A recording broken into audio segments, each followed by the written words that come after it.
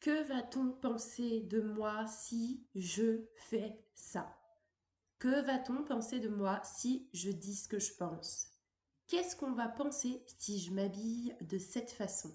Aujourd'hui, on va parler du regard des autres. Bonjour et bienvenue sur le podcast Je suis femme. Je suis Anaïs Feltro, coach en développement personnel certifié.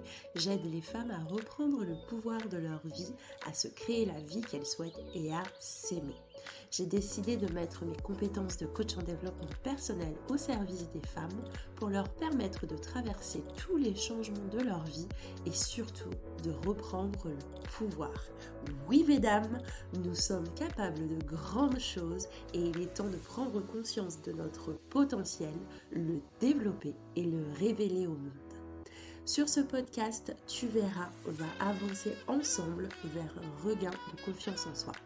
Je suis aussi fondatrice de la Je suis femme Academy qui me permet de coacher toutes les femmes qui ont envie de gagner confiance en elles. Ensemble, travaillons pour être heureuses dans notre tête et dans notre corps.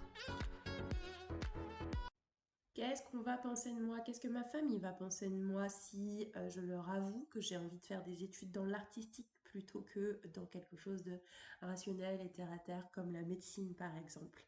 Qu'est-ce que vont penser mes amis si je leur cuisine une quiche et que j'en ai jamais faite? Est-ce que on va aimer cette quiche? Et si on n'aimait pas ma quiche, finalement, est-ce que tu peux réellement contrôler ce que vont penser les autres et les qu'en dira-t-on? Non. Finalement, de quoi as-tu peur? Pourquoi est-ce que la vie des autres compte-t-il tellement pour toi? Est-ce que tu t'es déjà posé la question? Souvent, on est face à des situations où on se dit, ok, pour décider, j'ai besoin de l'avis de mes proches parce que là, je ne sais pas si je dois m'orienter vers telle chose ou telle chose. Et au final, ça va au-delà de juste demander des conseils. Tu as besoin d'une validation. Peut-être aussi que tu as peur du regard des autres parce que tu as peur des différences que tu devrais au contraire nourrir. Peut-être qu'il y a d'autres peurs, c'est à toi de les définir. Le regard des autres peut vraiment avoir un impact déterminant sur ta perception de toi. Le regard des autres peut avoir un impact déterminant sur tes actions ou du coup sur ton inertie. S'il y a bien une chose de laquelle tu devrais te détacher, c'est bel et bien le regard des autres. Bah ouais, tu me diras, c'est vachement facile à dire, détache-toi du regard des autres. Je pense que la première étape pour s'en détacher, c'est déjà de s'en libérer. J'y reviens un tout petit peu plus tard dans l'épisode. Aujourd'hui, je crois qu'il est important que tu saches pourquoi est-ce qu'il est important de se détacher du regard des autres. Tout simplement parce que il faut comprendre que quand quelqu'un te regarde et porte un jugement, un, tu ne sais pas de quelle nature est ce jugement car tu n'es pas dans la tête de cette personne. Deux, tu n'es pas dans la tête de cette personne, donc tu ne peux pas, tu n'as aucun impact sur ce que cette personne peut réellement penser, tu n'as pas d'impact, tu ne peux pas maîtriser ça. Sauf si vraiment là on est en mode X-Men, voilà, Marvel et tout, genre je lis dans les pensées des autres, je sais ce que tu penses. Bah non, tu ne peux pas savoir ce que les autres pensent. Peut-être que eux-mêmes ne sont pas, enfin, en gros, personne en vérité ne peut déterminer en avance ce qu'il va penser de ci ou de ça, d'un agissement, d'un comportement, d'une réaction, d'une tenue, d'un choix de vie. On ne peut pas le savoir en avance nous-mêmes par rapport à nos pensées. Donc, comment veux-tu anticiper des choses que tu ne peux pas contrôler? Tu ne peux anticiper que des choses que tu peux contrôler. Arrête d'essayer d'anticiper ce que les autres peuvent penser. Arrête d'essayer d'anticiper le fait d'obtenir ou pas la validation de quelqu'un d'autre, car tu n'es pas du tout maître de ce que les autres font.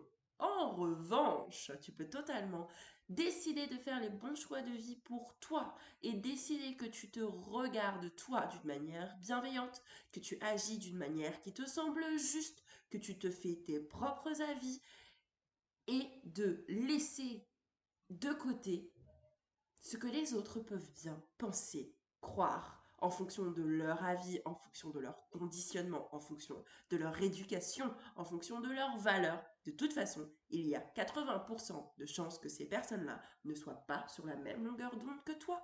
Mais et alors? Et alors? C'est vraiment ce que j'ai envie de te dire aujourd'hui.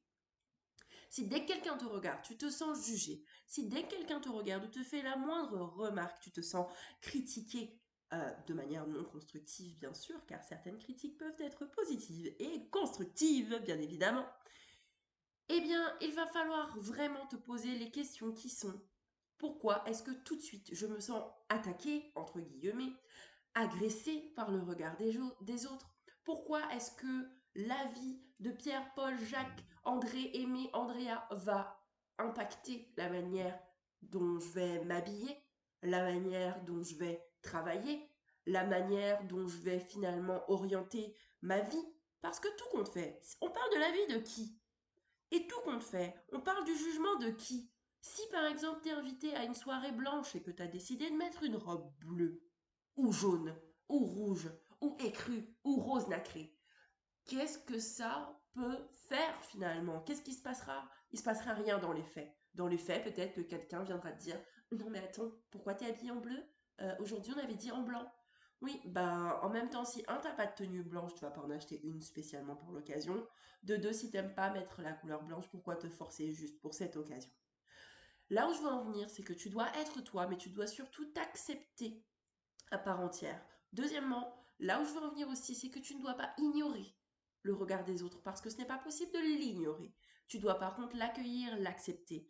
C'est tout compte fait le fait de t'assumer, t'assumer à part entière, t'assumer physiquement, assumer toutes tes différences, assumer tes choix, assumer ta personnalité, t'assumer entièrement et non pas essayer de rentrer dans un moule. J'avais vu une citation il y a quelque temps qui est: à force de vouloir trop rentrer dans un moule, on finit par ressembler à une tarte. Quelque chose à peu près comme ça en tout cas pour la phrase, et je la trouve juste excellente. Donc vraiment, pense-y.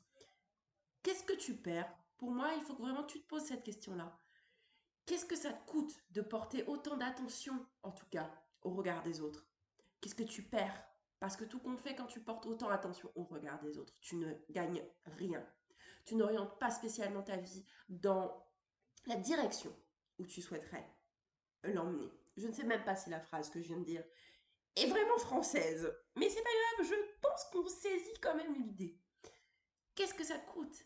Qu'est-ce que tu t'empêches de faire parce que tu as peur ou parce que tu portes trop d'attention au regard des autres? Dans les autres, j'inclus tout le monde. Tes proches, ton entourage, ta famille, tes amis, tes collègues, ton patron, tout le monde, vraiment. Les autres, toutes ces personnes qui ne sont pas toi.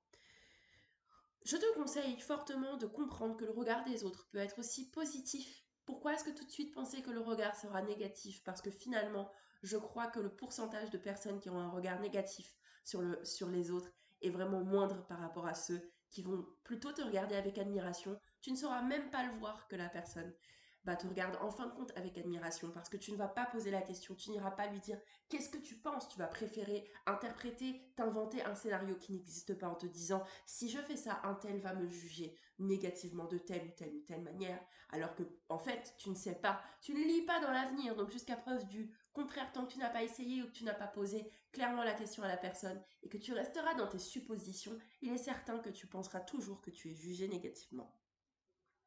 Et puis, je te conseille aussi de ne pas porter de jugement négatif sur les autres, parce que finalement, si tu es aussi obsédé par le regard des autres et le jugement négatif, peut-être que toi aussi tu manques de bienveillance envers d'autres personnes.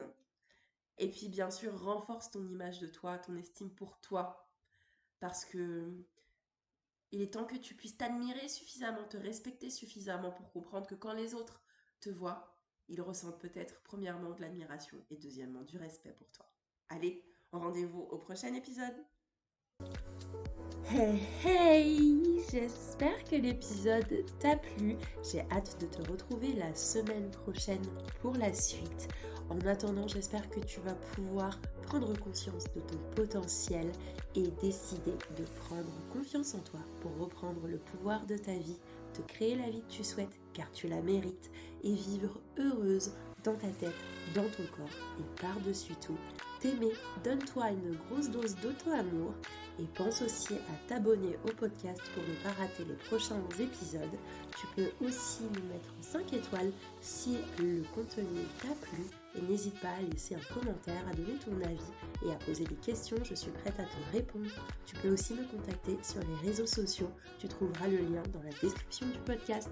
À la semaine prochaine, c'était Anaïs Feltro. J'ai hâte de te retrouver et de t'aider à gagner confiance en toi. Bye!